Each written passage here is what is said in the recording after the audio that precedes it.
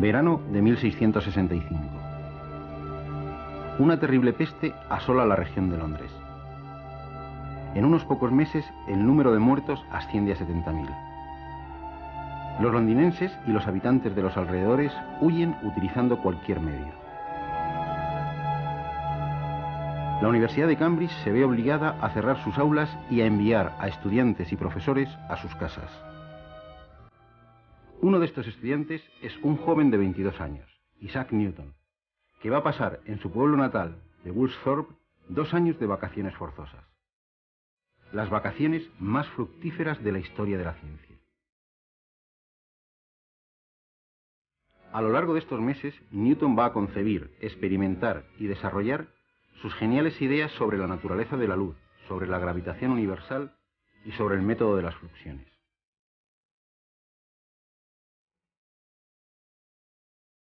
A principios de 1666, valiéndose de un prisma como este y un agujero en la contraventana de su habitación, va a demostrar que la luz del Sol es una mezcla de luces de los colores del espectro.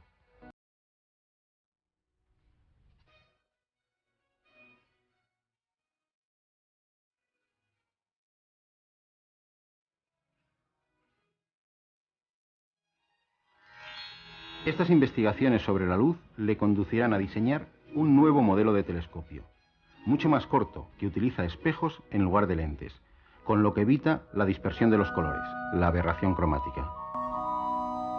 Este modelo de telescopio es el que utilizan en la actualidad los observatorios astronómicos y muchos aficionados a la astronomía.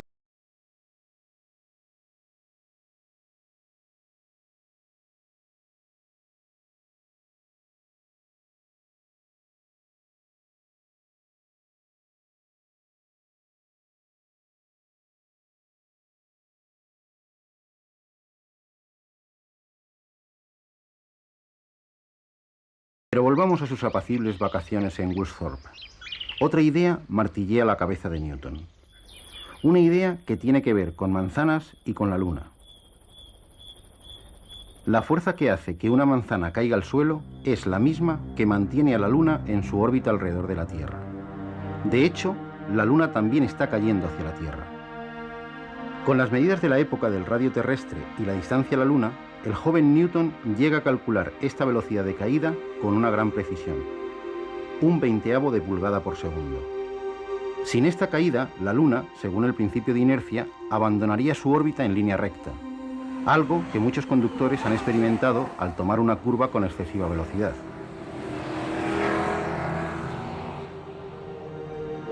Newton había descubierto la ley de gravitación universal, una ley que explica el movimiento de todos los cuerpos en el universo, desde los objetos más pequeños hasta los planetas y los cometas.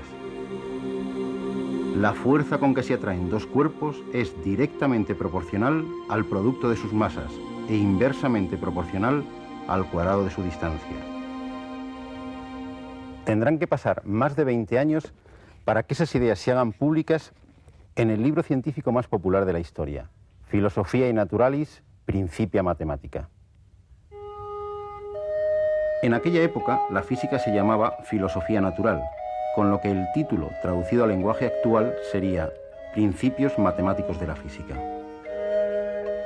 En los 3 volúmenes de los Principia, Newton presenta no solo la ley de gravitación universal, sino las famosas leyes de Newton, sobre el movimiento de los cuerpos y las fuerzas que los determinan. Leyes que Newton y todos los físicos durante más de 300 años aplicarán a los campos más dispares. Caída de cuerpos, choques, propagación del sonido, proyectiles. Sin duda, Newton es el autor del primer paso de la carrera espacial. Las leyes descubiertas por él son las que han permitido al hombre poner un pie en la Luna o enviar naves a Marte y Venus o explorar los planetas exteriores, Júpiter, Saturno, Neptuno y Urano. No es nada extraño que uno de los tripulantes del Apolo 11, al abandonar la órbita terrestre para dirigirse a la Luna, dijese: ahora es Newton quien nos conduce. Pero cosas tan cotidianas como ver la televisión vía satélite o el simple hecho de hablar por teléfono a través de un móvil es posible hoy gracias a Isaac Newton. A pesar de su modestia, No sé lo que puede parecer al mundo, pero para mí mismo solo he sido como un niño jugando a la orilla del mar y divirtiéndome al hallar de vez en cuando un guijarro más suave o una concha más hermosa que de costumbre, mientras que el gran océano de la verdad permanecía sin descubrir ante mí. Muy pocos seres humanos tienen el privilegio de descubrir el sistema del mundo. Pero Newton, para desarrollar sus ideas sobre mecánica y sobre el movimiento de los cuerpos, necesita de unas matemáticas más potentes que las que él encuentra a su llegada a Cambridge. Ya en los 18 meses de vacaciones forzosas en Woolsthorpe, Newton realiza una aportación que por sí sola le habría hecho pasar a la historia de las matemáticas, lo que más tarde se llamará el binomio de Newton. El binomio de Newton tiene que ver con el desarrollo de potencias de expresiones de este estilo, a más b elevado a n. Si nos fijamos en los coeficientes de las sucesivas potencias enteras de a más b elevado a 1, a más b elevado a 2, a más b elevado a 3, a más b elevado a 4, observaremos, como ya hizo Pascal unos años antes que Newton, que los coeficientes forman un triángulo, en el que cada término es la suma de los dos términos de la fila anterior, que están a la izquierda y a la derecha del término buscado. Es fácil encontrar una fórmula general para cualquier exponente n que sea entero. Pero Newton extendió esta fórmula para potencias fraccionarias y negativas, con lo que obtuvo un potente método para realizar cálculos aproximados de forma simple, 300 años antes de que se inventasen las calculadoras.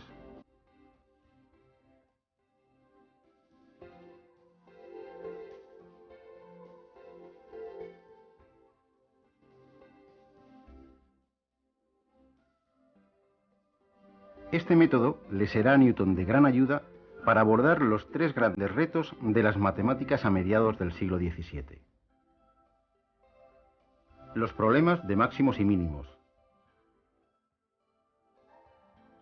el cálculo de la tangente a una curva y el cálculo del área encerrada bajo una curva, es decir, el problema de las cuadraturas. Pero antes de abordar estos problemas, hagamos una excursión al otro lado del Canal de la Mancha. París, primavera de 1672. En la corte del Rey Sol, el ambiente artístico, literario y científico está en plena ebullición. Un joven abogado alemán, diplomático al servicio del elector de Main, va a quedar cautivado por este ambiente. Se trata de Gottfried Wilhelm Leibniz. De la mano de Christian Huygens se va a introducir en el maravilloso mundo de las matemáticas, donde va a brillar de forma deslumbrante.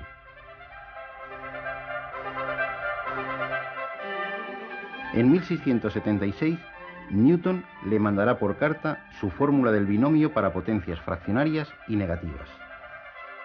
Ambos, trabajando por separado y con métodos distintos, Newton antes pero sin dar publicidad a sus resultados, y Leibniz unos años después, pero publicándolos antes, van a crear la herramienta más potente y universal de la historia de las matemáticas y de todas las ciencias, el cálculo diferencial y el cálculo integral. Y todo surge al enfrentarse al problema de calcular la tangente a una curva de forma general. Los dos van a chocarse de frente con la piedra angular del análisis matemático, la idea de derivada. Cuando el atleta lanza el martillo, está resolviendo intuitivamente este problema.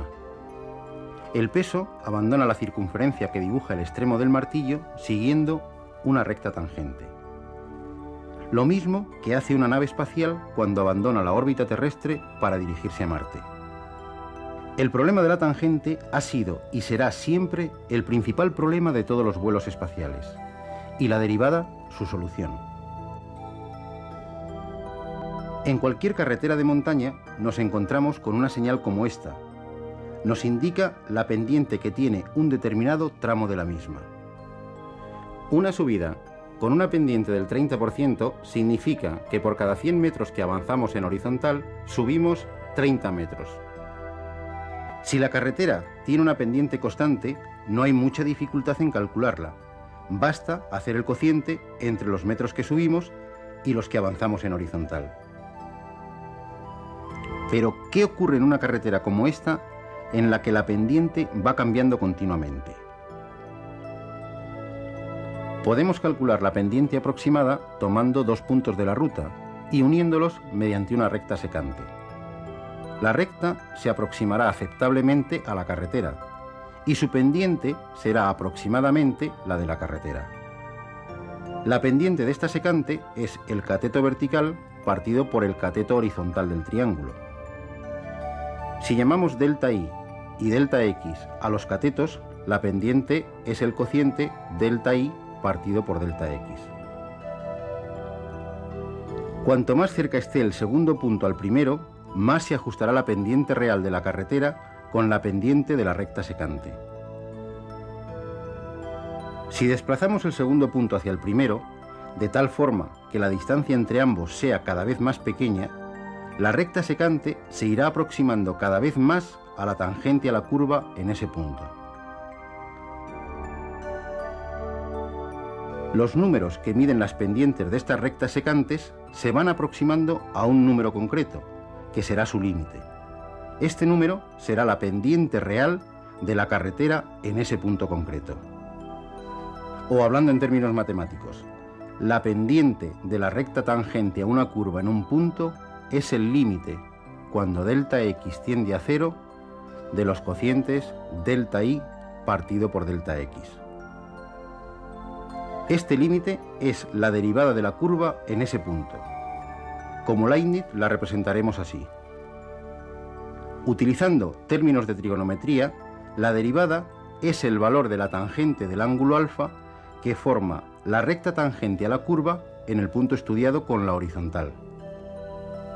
Si la carretera asciende, la derivada, es decir, la pendiente, será un número positivo. Si es llana, será 0. Y si desciende, será un número negativo.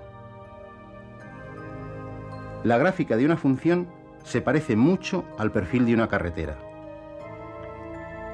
De hecho, Newton imaginaba las curvas como fluentes, lo que fluye, es decir, como la línea que dibujaba un punto al desplazarse a lo largo de un tiempo determinado. A la derivada la llamó fluxión. Leibniz tampoco utilizaba el concepto de función como lo entendemos en la actualidad. Para él, una curva estaba formada por un número infinito de tramos rectos infinitamente pequeños. En cada uno de ellos, la diferencial de y es la derivada m por la diferencial de x. A pesar de haber llegado casi al mismo tiempo a la idea fundamental del cálculo diferencial, la derivada, los caminos seguidos son completamente distintos. Y sin embargo, Newton y Leibniz van a ser los protagonistas de uno de los litigios más lamentables en la historia de las matemáticas, la polémica sobre la paternidad del cálculo. Una polémica subida de tono, con acusaciones de plagio y descalificaciones por ambas partes, que va a significar la ruptura de las matemáticas británicas con las del continente durante casi 2 siglos. Con la idea de derivada, dos de los problemas irresolubles hasta ese momento se convertían en simples rutinas al alcance de cualquier estudiante de secundaria. Pero no solo habían resuelto estos problemas, habían abierto la puerta a la ciencia moderna, aportando la herramienta para estudiar los fenómenos más dispares en los más diversos campos. Pero volvamos a finales del siglo XVII. Aún queda un serio problema por resolver, el de las cuadraturas, es decir, cómo calcular el área de una figura limitada por curvas. Curiosamente, este problema ya había sido resuelto por Arquímedes 2000 años antes. Kepler, Fermat y Descartes también habían encontrado las áreas y volúmenes de numerosas figuras y cuerpos curvos. Pero hacía falta un método general para encontrar el área encerrada por cualquier curva. Y este método general lo van a encontrar Newton y Leibniz a través de la idea de integral. El mecanismo recuerda al utilizado por Arquímedes.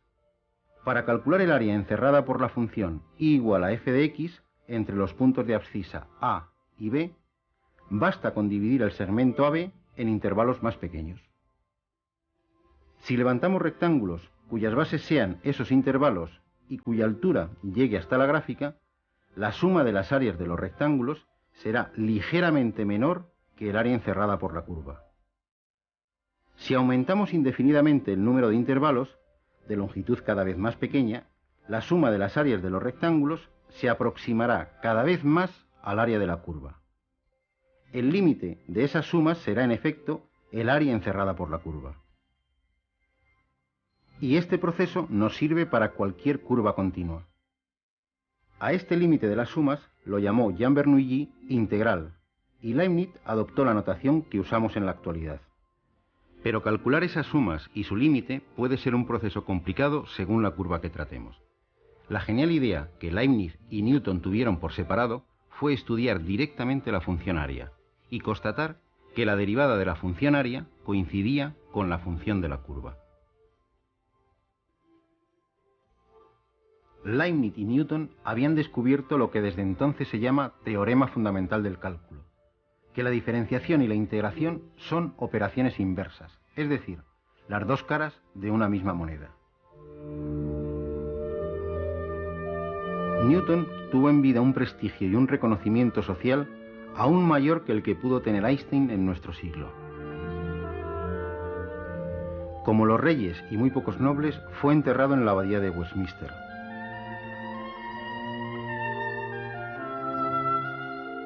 Leibniz, en cambio, murió solo y abandonado por todos. A su entierro en Hannover solo asistió su criado. En la Luna, dos cráteres lo suficientemente alejados rinden testimonio a su genio. El de Newton muy cerca del polo sur, el de Leibniz cerca del ecuador en la cara oculta. Decididamente, como decía el propio Newton, ambos habían visto más lejos que los demás hombres. Cierto es que estuvieron subidos a hombros de gigantes, Galileo, Kepler, Fermat, Descartes y Barrow. Pero solo la mirada de dos genios pudo llegar a ver tan lejos.